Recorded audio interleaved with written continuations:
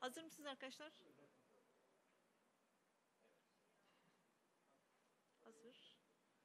Siz hazırsınız. Siz tamam. Değerli basın emekçileri, hepiniz açıklamamıza hoş geldiniz. Ekranları başında bizleri izleyen herkesi de buradan saygıyla selamlıyorum.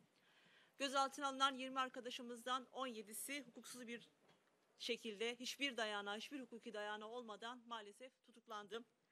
Ankara Adliyesi'nde dün gece boyunca suç işlendi. Günlerdir gözaltına tutulan arkadaşlarımız tam 24 saat adliyede tutuldular. Asılsız iddialarla gözaltına arkadaşlarımızın avukat görüşleri kısıtlandı. Ortada hiçbir somut delil yokken uydurulmuş iddialarla savcılık tutuklama talep etti ve başsavcının emriyle milletvekillerimiz adliye binasına alınmadılar. İfadeler alınırken adliye binası polisler tarafından abluk altına tutuldu.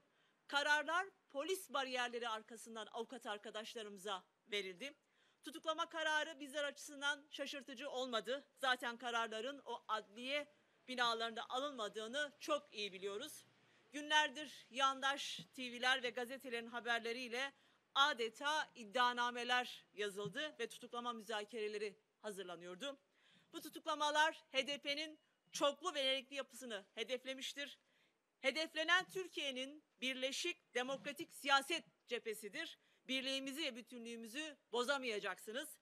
Bunların hepsinin hesabını tek tek sorulacak. Bundan hiç kimsenin şüphesi olmasın. Bugün gerçekleştirdiğimiz Merkez Yürütme Kurulu toplantımızda başta partimizin önceki dönem MYK üyelerine ve yöneticilerine yönelik gerçekleştirilen operasyon, siyasi darbe olmak üzere gündemdeki birçok konuyu değerlendirdik. Yeni dönem mücadele hattımıza dair MYK kararlarımız ise daha sonra açıklanacaktır. Türkiye tarihinin en despotik ve en toplum düşmanı iktidarı olan AKP ve MHP bloğu iç ve dış politikada sıkıştıkça başta partimiz olmak üzere kendisine muhalif olan her kesime karşı saldırılarını pervasız bir şekilde devam ettiriyor.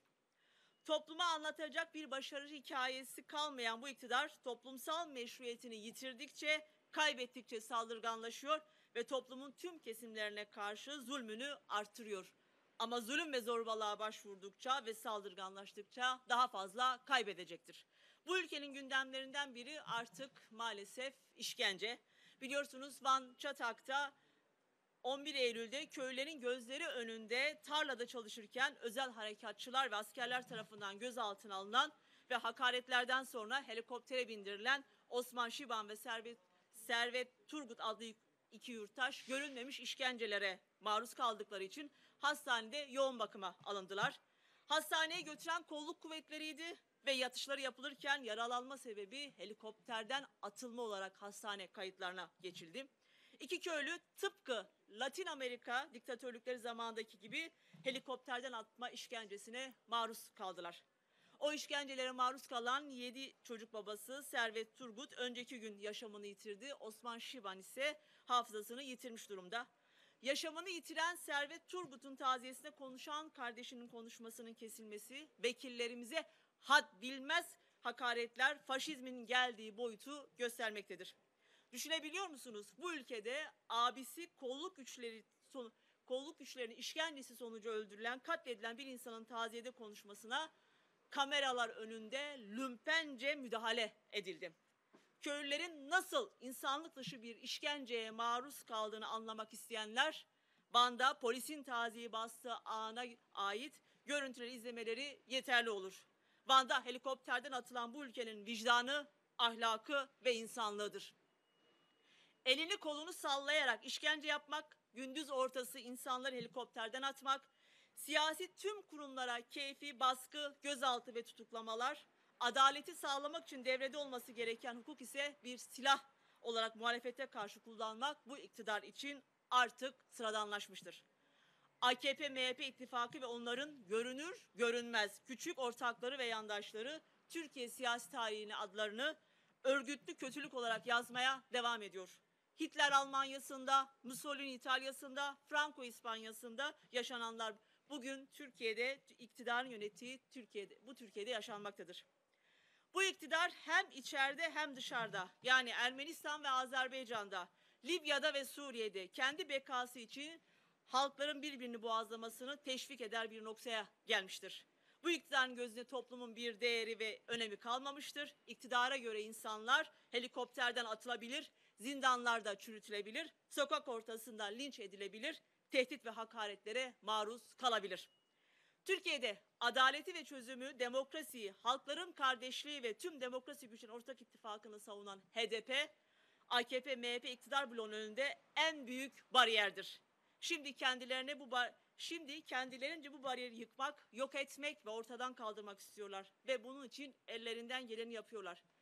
İktidarın gayri insani ve zorba saldırılarına karşı durduğumuz ve mücadele ettiğimiz için iktidarın hedefi oluyoruz. 6-8 Ekim Kobani protestoları olarak bilinen, oysa gerçekte 2014 yılının Eylül ayının sonlarında başlayan ve 1 Ekim sonrası artmaya devam eden protestolar bahane edilerek 25 Eylül sabahı gerçekleşen siyasi soykırım operasyonu bunun kanıtıdır. Olaylar üzerinden 6 yıl geçmiştir ama o günlerde dünyanın büyük bir kısmının dayanışma gösterdiği AKP Genel Başkanı'nın düştü düşüyor naralarına rağmen direnişiyle IŞİD çetelerini yenilgiye uğrattığı Kobani'nin acısını bu iktidar hala sindirememiş olacak ki HDP'yi düşürmeye uğraşarak rahatlamaya çalışıyor. Ama unuttukları şey şu ki HDP bu saldırıyla zayıflamaz. Tam tersine HDP her geçen gün daha da güçlenir ve güçlenmeye devam ediyor. Belli ki AKP-MHP iktidarı Nazi Propaganda Bakanı Goebbels'in bir yalanı bir kez söylerseniz yalan yalan olmaktan çıkar, gerçeğin ta kendisi olur sözlerini kendilerine rehber edilmiş durumdalar. Ancak gerçeği çarpıtmak o kadar kolay olmayacak. Arşivler, belgeler, söylenenler ortadadır. Dönemin parti MYK'mıza yapılan operasyon bütünüyle siyasidir. Bu herkesin üzerinde hemfikir olduğu bir gerçekliktir. Ama biz yine o dönem neler yaşandı kısaca hatırlayalım. 2011 yılında Suriye'de iç savaşın patlak vermesiyle yükselişe geçen, 2014 yılında Irak ve Suriye'de işgal ve talan hareketine başlayan IŞİD adlı çete örgütü kısa sürede bütün coğrafyada etkili oldu. 2014 yılının Ağustos ayında Şengal'de yaşayan Ezidilere karşı Birleşmiş Milletler'in de soykırım olarak kabul ettiği bir katliam gerçekleştiren IŞİD birkaç ay sonra 15 Eylül'de Suriye'nin Kobani kentine saldırarak orada yaşayan Kürtleri de soykırımdan geçirmek istedi. Tüm dünya halklarına ve bu coğrafyada yaşayan halkımızın yüreği bundan 6 yıl önce karanlığın güçlerine karşı savaşan Kobani halkının yanında atıyordu. Türkiye'nin dört bir yanında Kürtler ve Demokratlar sokakta anayasal hak olan bir protesto haklarını kullanıyordu. Talep çok netti. Kobani'den Türkiye İnsani Yardım Koridoru'nun açılması ve katliamın önüne geçilmesi.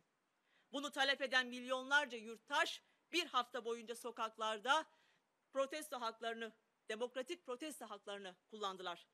Tek bir ölüm, tek bir yaralanma gerçekleşmedi bir hafta boyunca.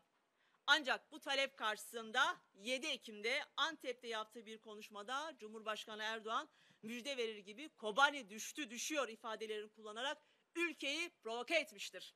Aynı gün Muş, Varto'da yine insani koridor talebiyle sokaklara çıkan kitle içerisindeki Hakan Buksur adlı 25 yaşındaki bir genç polis kurşunuyla can verdi. Yaklaşık 10 gün boyunca süre gelen protestolar boyunca yaşanan İlk ölüm budur ve polis kurşunuyla gerçekleşmiştir. HDP günlerce hükümetle başta Başbakan Davutoğlu olmak üzere dönemin en üst düzey yetkilileriyle diplomatik görüşmeler yapmış ancak sonuç alamamıştır. Bunun üzerine dönemin HDP MYK'sı süregelen protestolara ilişkin siyasi sorunun bir gereği olarak 6 Ekim'de bir dayanışma ve duyarlılık mesajı yayınladı.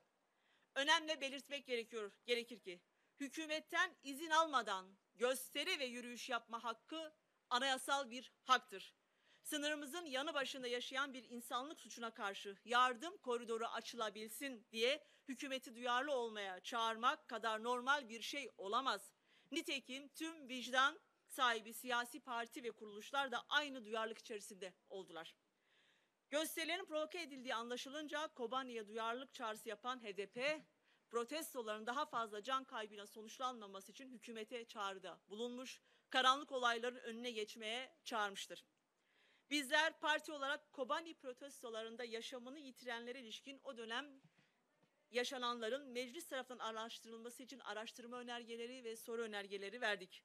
Bu araştırma önergelerinden hiçbiri kabul edilmedi. Soru önergeleri ise hepsi cevapsız bırakıldı. Çünkü bu işin sorumlusunun kendileri olduğunu biliyorlardı. Biz bu meselenin meclis çatısı altında araştırılması için önerge vermeye devam edeceğiz. Komisyon kurulmalı, gerçekler araştırılmalıdır. Bunun yanında Sivil Hakikat Komisyonu da kurulabilir. Komisyon kurulursa o zaman suçlunun kim olduğunu hep birlikte göreceğiz. Biz parti olarak barbar IŞİD çetelerine karşı çocuklarını, toprağını, evini savunan onurlu Kobani halkının yanında olduk ve bugün de olmaya devam ediyoruz. Sizlerin ise kimin yanında olduğunu hem tüm dünya hem Kobani halkı biliyor. Suriye'de kimlere silah taşıdınız? Şimdi dolar ile maaş verdiğiniz IŞİD ve El-Kaide artı binlerce çetenin kimlere saldırdığını herkes biliyor. Suçlu sizsiniz ve bunun hesabını bu ülkeye demokrasi geldiğinde bu ülkenin bağımsız yargısına da vereceksiniz. Uluslararası mahkemelerde de bu hesabı vereceksiniz. Bunun hesabını vermeniz için de HDP olarak her türlü faşist politikalarınıza karşı, elinizde sopaya çevirdiğiniz yargınıza karşı hakikatleri ortaya koyarak mücadele etmeye devam edeceğiz. İstiyorlar ki bir avuç insanla ve kendileri ülkeyi çiftlik gibi yönetsin, ülkeyi rahatça sömürsün, insanlık onurunu sömürsün. İşte HDP'ye bitmeyen kinlerinin sebebi budur. Çünkü önlerindeki tek engel biziz. Dün meclis grubumuz HDP yönelik siyasi darbeye karşı genel kurula girmedi. AKP Genel Başkanı meclis konuşmasını protesto ederek meclis bahçesinde oturma eylemi gerçekleşti. Erdoğan bu tavrımızdan rahatsız olduğu anlaşılıyor ki onların yeri sokaktır diye buyurmuş. Evet, HDP'nin yeri sokaktır, fabrikadır, çarşıdır, meydanlardır, meclistir. Yani halkın olduğu her yerdir. Peki sizin yeriniz neresi? Halkın yoksulluktan kırılırken sizin yeriniz dört tarafı şatafatlı lüksle donatılmış saraylarınız. Kusura bakmayın ama bizim yerimiz orası olmadı ve olmayacaktır. Bizler halkımızın yanındayız. Evet arkadaşlar, HDP saldırı altıdır çünkü umudu örgütleyen güçtür HDP. Farklı toplumsal, inançsal, kültürel kesimlerin özgürlük iradesidir HDP. Barış ve demokrasinin garantisidir. Toplumu boğan bürokrasi ve hukukun karşısında toplumu savunan yegane partidir HDP.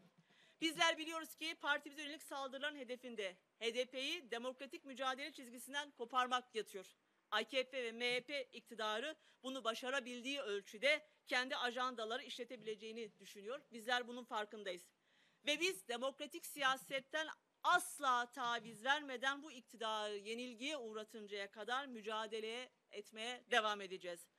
Faşizmi adım adım kurumsallaştırmak için içeride ve dışarıda çatışma ve gerginliği esas alan ve saray etrafında örgütlenmiş faşist iktidar ve özellikle son yıllarda yargı ve kolluk güçleri eliyle yarattıkları şiddetle bütün muhalefet dinamiklerini üzerinde büyük bir umutsuzluk ve yılgınlık yaratmak istemektedirler. Demokratik mücadele dinamiklerini eritmek, bir araya gelmelerini önlemek için bütün ideolojik aygıtlarını devreye koyan mevcut iktidara karşı yeni ve etkili bir mücadele hattını örmenin tarihsel gerekliliği hepimizin önünde duran en temel sorumluluktur. Demokrasi ve adalet mücadelesini büyütmek zorundayız. Bütün ağır faşizm koşullarına rağmen mücadeleden geri adım atmayan partimiz demokrasi sorunu ile Kürt mücadelesinin birbirinden kopuk olmadığını ele alınamayacağın gerçeğiyle tecrite, antidemokratik uygulamalara, eşitsizliğe, doğa kırımına, kadına ve emekçilere karşı uygulanan sistematik şiddete karşı demokrasi, adalet mücadelesini yükseltmeyi önümüzdeki dönemin temel yol haritası olarak belirlemiştir. 25 Eylül siyasi kırım operasyonunda açığa çıkan toplumsal refleks ve bu anlamıyla çok değerli ve kıymetlidir bizim için. AKP, MHP faşist bloğuna karşı, faşizme karşı olan herkesin bir araya gelme zorunluluğu bir kez daha kendisini dayatmıştır. Bu cephe etrafında bir araya gelip Türkiye'nin başına bela olan bu faşizan anlayışın tarihin çöp sepetine göndermemiz gerekiyor. Sizler ırkçı ve savaş politikalarınızla nasıl ki bizlere karşı bir intikam savaşı yürütüyorsanız bizler de emek, demokrasi, insan hakları, evrensel hukuk kuralları, eşitlik adalet, kadınların ve gençlerin geleceği ve ekoloji için mücadele ediyoruz. Savaş politikalarınızı, tek adam rejiminizi, faşist düzeninizi yenilgiye uğratacağız. Partimize üye olmak için seferber olan insanlarımıza, partimizi ziyaret eden ve destek açıklamaları yapan her partiye ve örgüte tekrardan buradan teşekkür ediyoruz. Faşizme karşı dayanışma ünitesinde mücadele etmeye çağırıyoruz. Teşekkürler.